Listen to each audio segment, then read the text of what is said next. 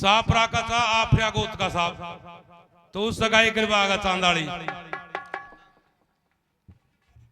जय टेम के मायने गाबो बजावो सीखे जाओ क्योंकि आईने खुद नहीं संतुलन कौन सो कदे तो सरदारा कन चल जाए कदे छोटे लाल शास्त्री कन चले जाए कदे सरदारा कन चले जाए ये को जी आकड़ बाकड़ हो रहे तो सगाई करवाड़ा कर आया जना रामा कृष्णा कर दी बैठ का चाय बना दी खोबर दियो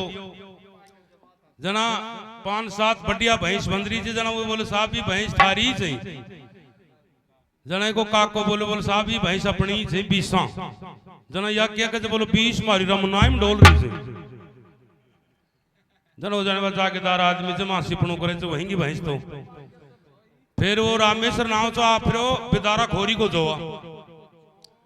बोलो साहब जी जमीन कतनीक से बोलो 26 बीघा जना महावीर के कहते बोलो 20 बीघा तुम्हारी बंजड़ी पड़ी से जना हुआ भी समझ गो जनी बावड़ो से बोलो साहब ही टाबर थाराई से जना बूढ़ड़ियो तो बोलो साहब अपनाई से पण या तावड़ो से खड़ो करके कहते बोलो ना वो बाढ़ कूद कूद गिराओ तो ना रात में उनका भी सही अब अहियाँ कोना शर्मायो तू नहीं संभाल कर राखे से दोनों मोटार तो कि तो शर्म करे की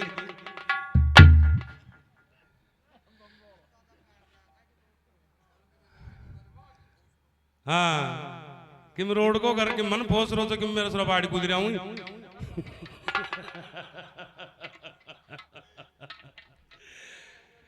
अब तो कुत्तो पाल रहा हूँ जर्मन शेपर्ड बना चले जाए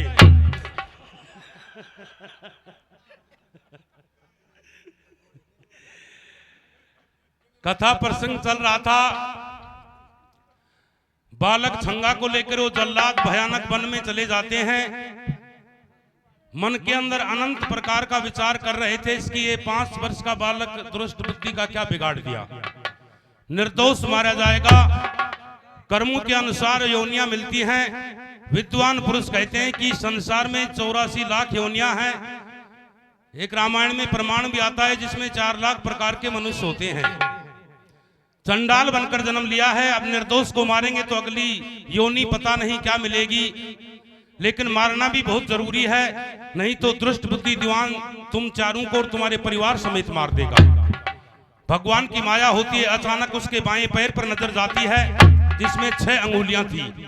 6ठी अंगुली को काट लेते हैं और कहते हैं इसका जिंदा छोड़कर चले चलो और दुष्ट बुद्धि दीवान को निशाने के तौर पर या बाएं पैर की 6ठी अंगुली पकड़ा देंगे जल्लाद वन से रवाना होते हैं अंगुली से खून बह रहा था जंगल की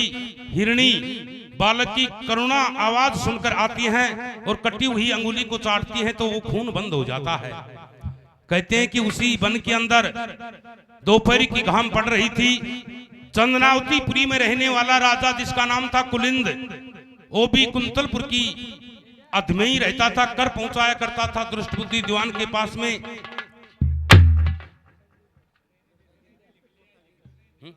हिंड कर देंगे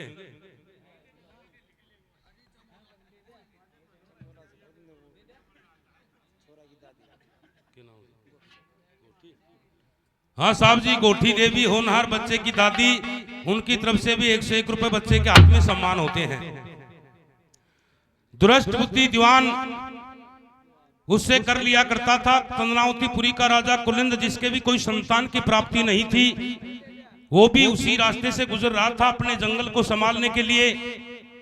और अचानक उस बालक की रोने की आवाज आती है तो घोड़े से उतर के उसके पास में जाता है हिरणों के बीच में पड़े हुए उस बालक को गोदी में उठाता है इस प्रकार से रो रहा था कि इसका संसार में कोई भी नहीं है और एक गोदी में लेकर राजा कुलिंद और उस बालक से पूछने लग जाता है तो क्या पूछ रहा था